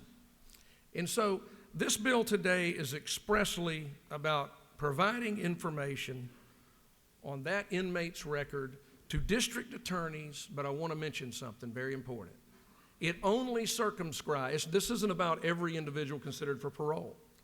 Only those crimes that you see described here in this bill, and if you will look on line 18, dangerous sexual offenses against minors. That is 19 crimes which are the most heinous, disgusting, and despicable crimes against children you can imagine. Only those crimes, and then the 7 deadly sins, which are described on line 21 as serious violent felonies. Serious violent felonies are murder, rape, armed robbery, aggravated child molestation, aggravated sodomy, aggravated sexual battery, and manslaughter. So this bill only relates to information going to district attorneys. This bill only relates to inmates who have committed the most heinous crimes that I just described. And what it does is allow that district attorney, if they so desire, to discover how that inmate is doing in prison so that they can choose whether or not they want to object to that inmate's release. Now, we have a lot of new members here, but I think everybody knows this, but just to be clear, the parole board doesn't have to, the parole board has complete autonomy. They don't have to consider that objection in any way, shape, or form. This is about whether that person that we entrust to protect our communities has a right to at least make them aware of their concerns. All right, there's an important piece I want to mention.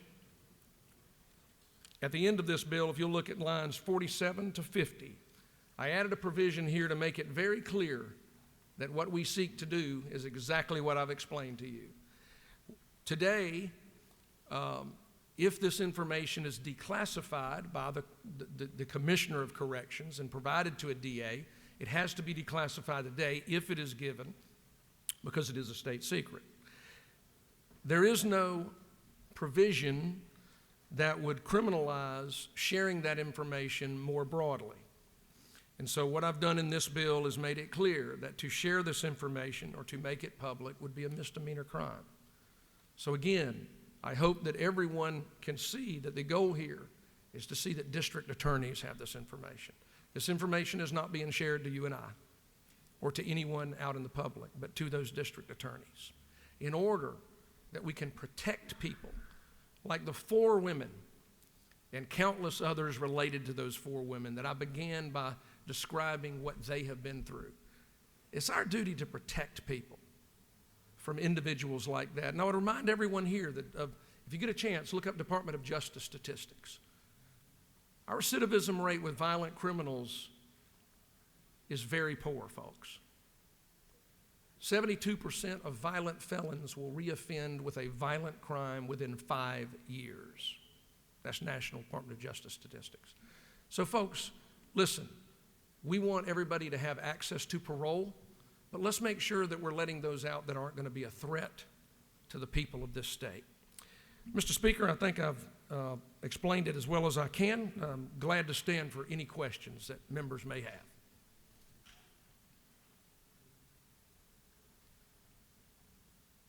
You have a question if you care to yield. Yes, sir. I yield, Mr. Speaker.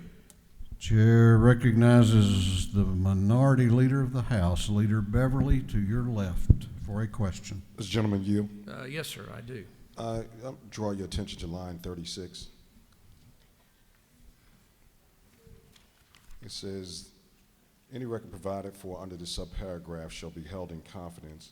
What is the DA able to do with this information? Say again, sir. What is the DA able to do with this information? To review it in order to discover if they choose to object to the parole of that particular inmate. Great. For the gentleman further. Yes, sir. Yes, sir.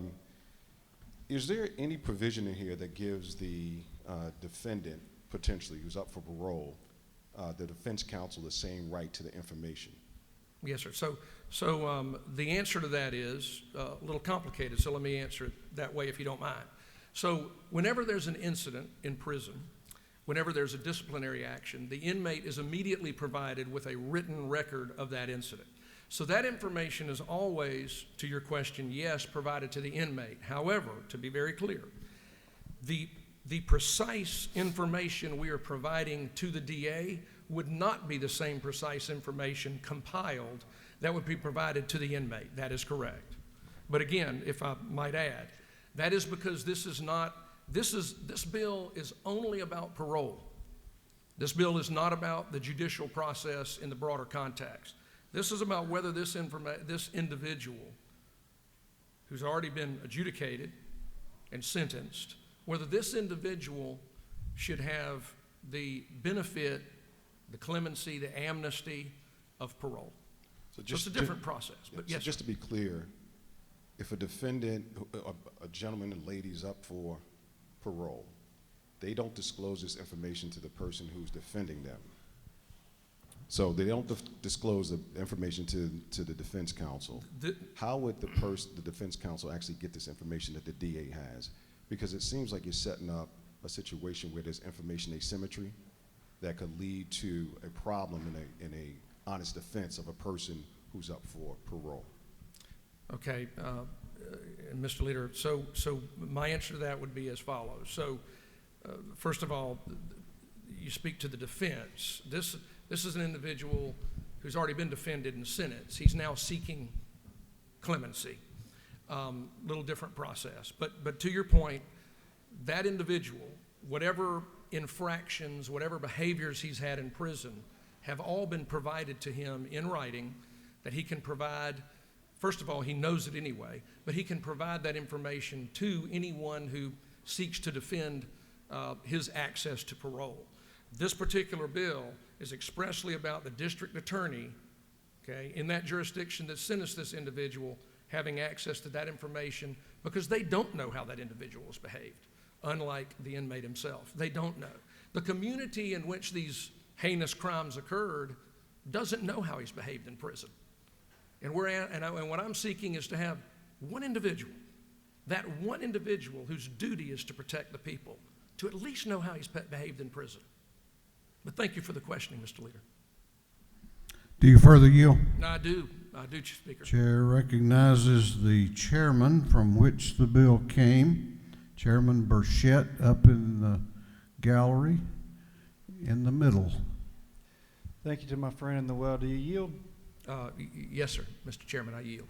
So, as I understand the bill, what the information that we're seeking to give the district attorney is information regarding the behavior of these inmates as they're locked up. Is that correct?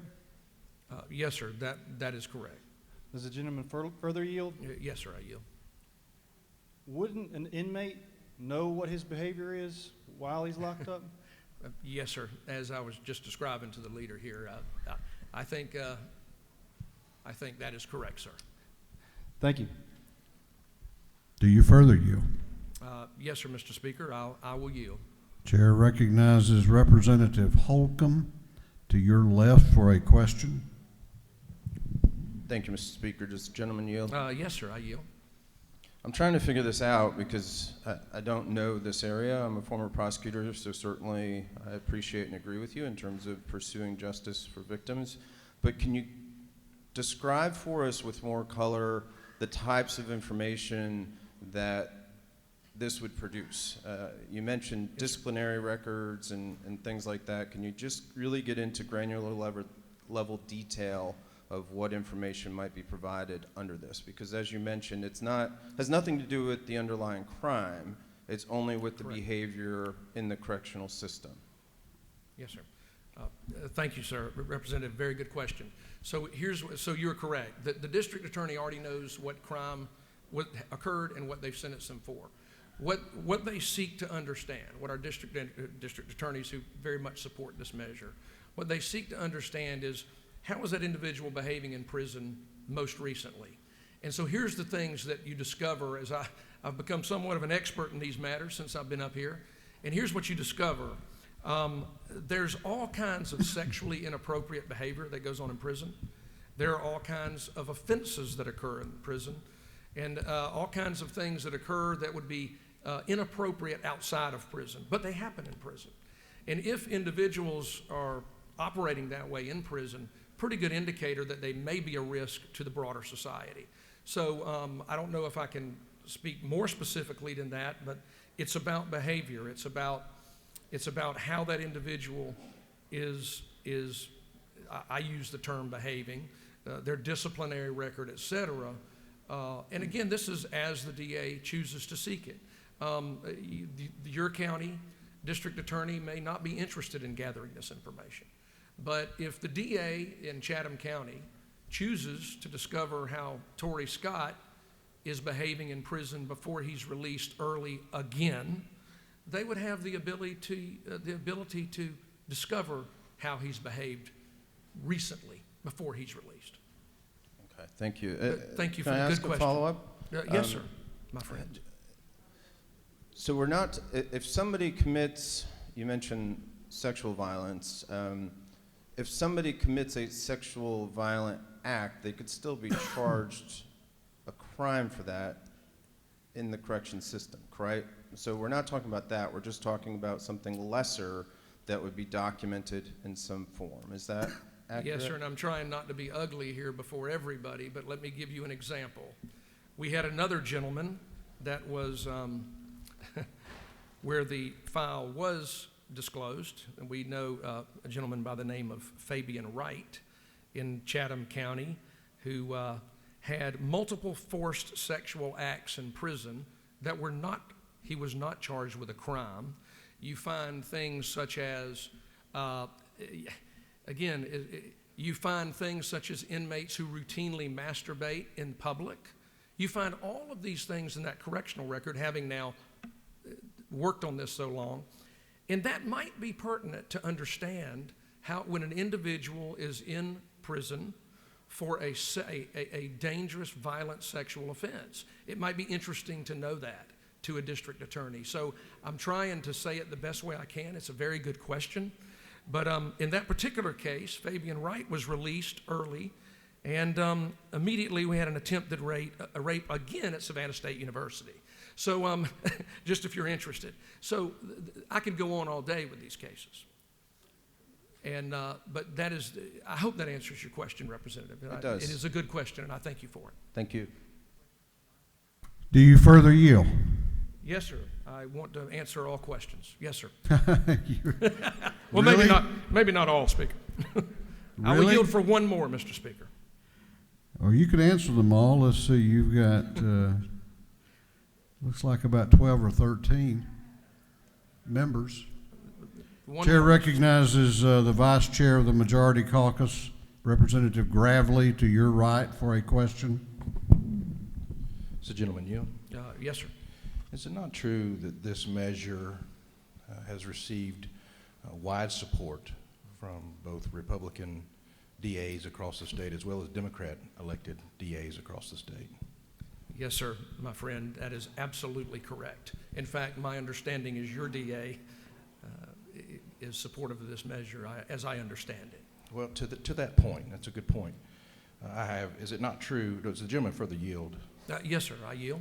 Is it not true that I represent a portion of Douglas County with several other colleagues here in the chamber, and she is the first female elected Democrat DA in Douglas County.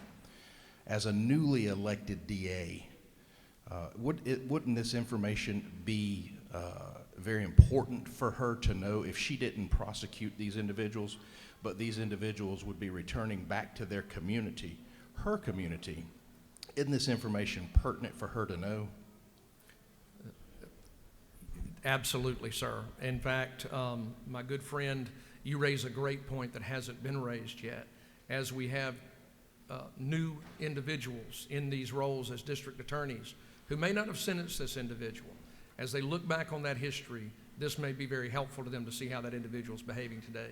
And I appreciate very much you bringing up the bipartisan support we're getting from district attorneys across the state on this measure. Thank you, sir. Very good point. One final question, and I'll yield.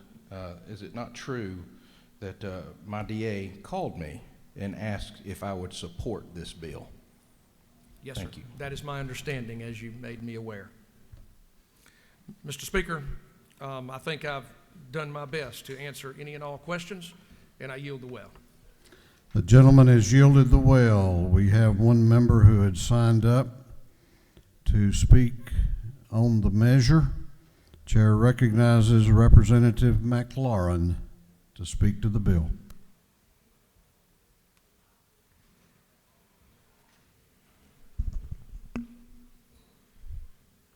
Thank you, Mr. Speaker, very much.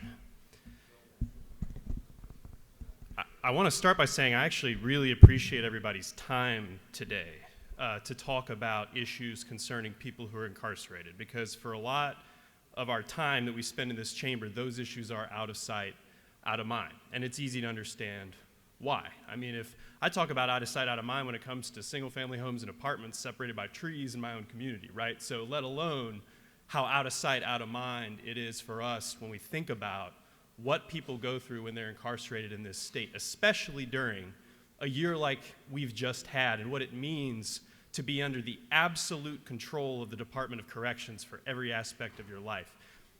I want to speak very briefly to the concerns that you've heard raised by a couple colleagues on the floor. This is not, as the chairman said, a normal criminal process. It's not, you don't have the same rights that you would ordinarily have. That's exactly right. You don't have a right to parole. So this is a privilege granted by the state, and the information that DAs or the parole board has access to, that's all discretionary with the state. So it's not like the Constitution, we violate anything like that if we don't give defense attorneys information. But let me tell you about what we heard about in committee. We heard testimony that somebody's file said in it that they were gang raped, or what happened was they were gang raped while they were in custody, but the information reported to pardons and paroles was that they were in a gang because the word gang appeared. So again, with respect, the comments made about shouldn't a person know what happens to them, they absolutely do know what happens to them. But that doesn't mean that information is accurately conveyed to pardons and paroles. But that's actually not even why I'm up here. Why I'm up here today is to speak to a Department of Corrections that is in disarray. The Georgia Department of Corrections is in disarray. What we haven't talked about this morning in discussing this bill is why pardons and paroles already has all the information we're talking about. Pardons and paroles has access to every file for every person in DOC custody. That's the testimony we got from pardons and paroles in committee. But there's no statutory authority for the Pardons and Paroles Board to have access to every single file. And I'm not just talking about serious violent felonies. I'm not just talking about dangerous sexual offenses, which is a new term added in this bill, because previously it was only 7 deadlies. They're shared with pardons and paroles. The reason they have access to every file is because the Commissioner of Corrections is saying, Pardons and Paroles testified, that the Commissioner of Corrections has declassified, pursuant to this code section that already exists, declassified all of the inmate files in DOC possession so that pardons and paroles can have access. But if all files are declassified, that means none of them are state secrets anymore, which means we wouldn't even need the bill. We never got an answer to this. We were just getting into this discussion, and y'all know how it goes. Move, do, pass. Right? Now we're here. We'll clean it up later. We'll figure it out. But now we're here. What this bill purports to do is say that for serious violent felonies, dangerous sexual offenses, the DA will be one of the people carved out that will get access to these state secrets that are still apparently state secrets. Pardons and paroles will have them too. But again, if you look at OCGA 42943, which is the authority for the Pardons and Paroles Board, that's not in this bill.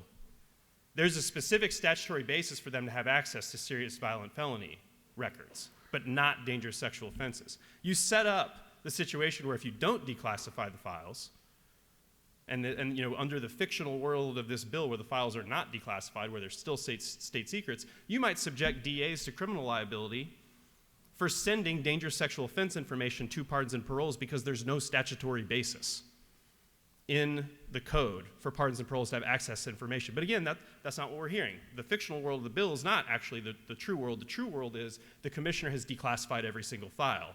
And yet, strangely, I agree with the chairman, they're not available to the public. They're state secrets that have been declassified that none of us have access to, The DAs should have access to them. We should all have access to them if they're declassified. Are you confused yet? Because I am. What I'm trying to tell you is that the Department of Corrections is not following any systemic policy on this issue. They are not following statutory authority. Are they declassifying files? Are they not declassifying files? Will DAs be subject to criminal prosecution? Will they not? No, none of this matters to the DOC because there's not substantial enough oversight for any of us really to care, sadly, whether they're following statutes or not. So what do they probably do? Send a zip file of PDFs to pardons and paroles, call it a day, and they don't worry about whether that's compliant. That's what's happening. When we don't exercise meaningful oversight over the DOC, you get the year 2020. You get record numbers of homicides, suicides, riots at one facility that in some cases are as many as the number of riots in entire other state prison systems. You get rampant spread of COVID with bad mask policies. You get understaffing that causes just walking down the hallway to be unsafe. It's one thing to punish somebody, and it's another thing to take away their human rights. And this bill is one tiny appearance of a Band-Aid. It's not even a real Band-Aid because the legal effect is still in question. But it exists within a larger, broader context of failures by the DOC and frankly by us, who are supposed to exercise oversight over this department, which has hundreds of thousands of Georgians in custody. And if we don't pay attention, and if we just go through the motions and we pass bills like this that purport to do something that probably ends up really having no legal effect, but just papers over systematic statutory violations, then we're abdicating our duty. Thank you, Mr. Speaker. I yield the well.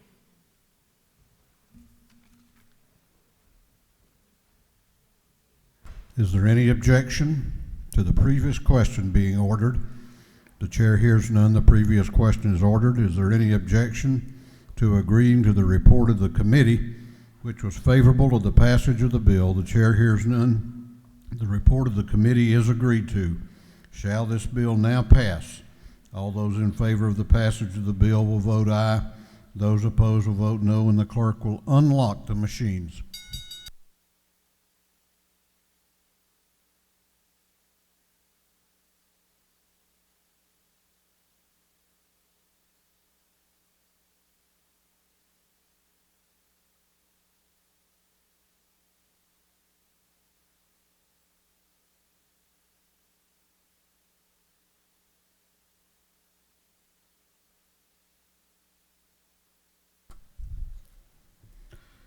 Have all members voted? Have all members voted? If so, the clerk will lock the machines on the passage of House Bill 168. The ayes are 99, the nays are 66. This bill, having received the requisite constitutional majority, is therefore passed. Clerk will read the caption to a group of privilege resolutions.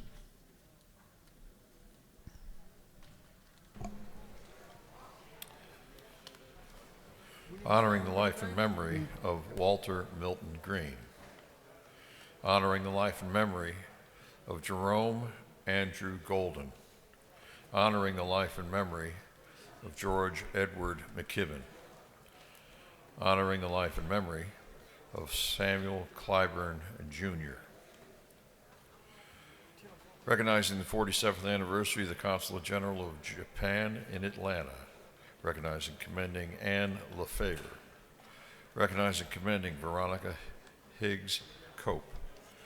Commending and congratulating Maggie Jane Butler.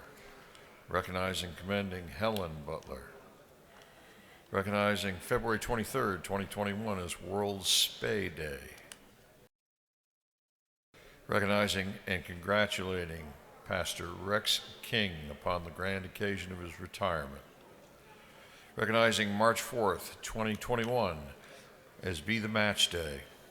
And for other purposes, that completes the reading of the privilege resolution. Is there any objection to adopting the privilege resolutions? The chair hears none, and the resolutions are adopted. What purpose does Chairman Cooper rise?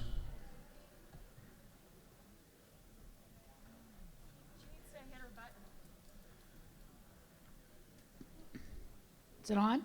Thank you, Mr. Speaker. I rise to make a motion. State your motion. I would ask that we move House Bill 377 from Public Safety and Homeland Security to Health and Human Services, and both chairs are in agreement. Clerk will read the caption.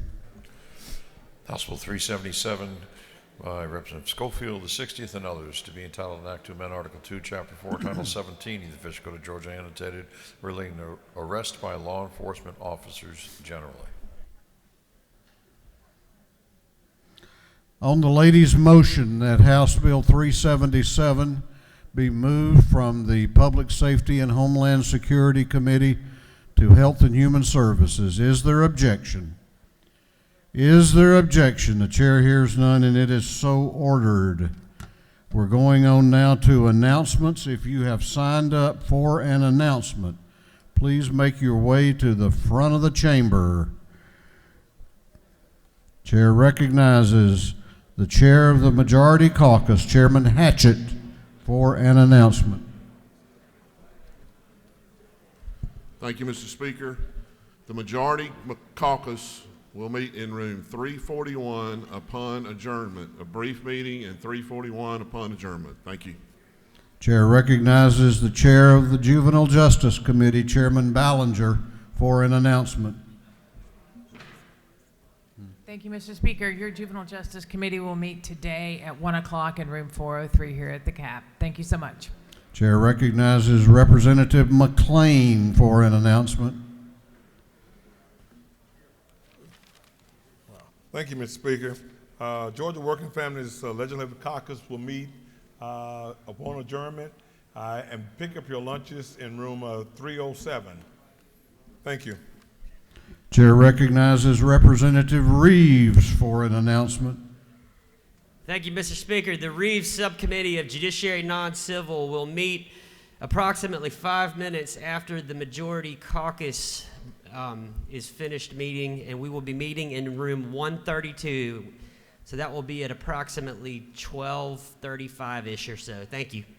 Chair recognizes Chairman Jay Collins for an announcement. Thank you, Mr. Speaker. The Public Safety and Homeland Security Committee, Subcommittee A, will be meeting at 12:45, 506 CLOB. That's 12:45, 506 CLOB. Chair recognizes Chairman Alan Powell for an announcement. Thank you, Mr. Speaker. The Regulated Industries Committee will be meeting at 2 o'clock in 606. Very short meeting. We've got a bill that we've got to do some repair on it to send it back to rules. Chair recognizes Chairman Jaspers for an announcement. Thank you, Mr. Speaker. Transportation members, we have a joint meeting with the Senate today at 2 p.m. and 5:06. Chair recognizes Representative Rick Williams for an announcement. Thank you, Mr. Speaker. Right after the caucus meeting, Regulated Industries Alcohol and Tobacco Subcommittee will meet in room 606 CLOB. Thank you, Mr. Speaker. Chair recognizes Representative Earhart for an announcement. Shortly after our caucus meeting, the Regulated Industries Subcommittee, Regulatory Subcommittee will be meeting at 1:30 in CLOB 415. See you there.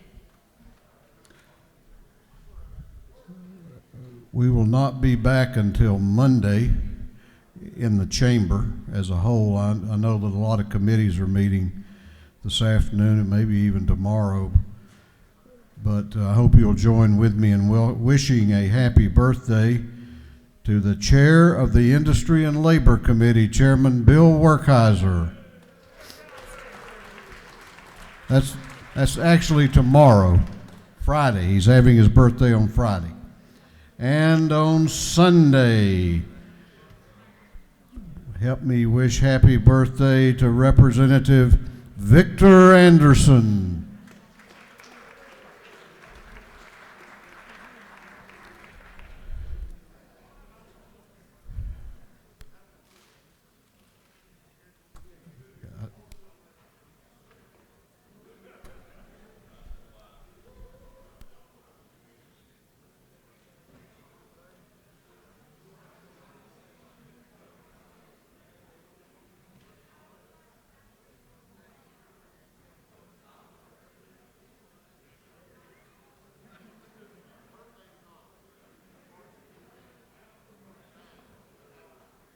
Chair recognizes Chairman Petrie for an announcement.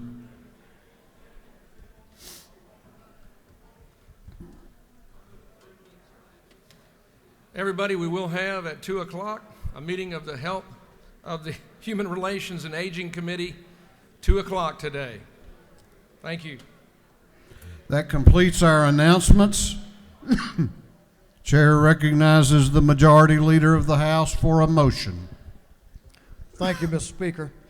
Mr. Speaker, I move that this House stand adjourned until 10 a.m. Monday, February the 22nd, 2021. Majority Leader has moved that this House be adjourned until Monday, February 22, which is also the birthday of the first President of the United States, George Washington. Nobody keeps up with that anymore, though. All in favor of the gentleman's motion will vote, say aye. Those opposed will say no. The ayes have it. This House will be adjourned until Monday at 10 a.m.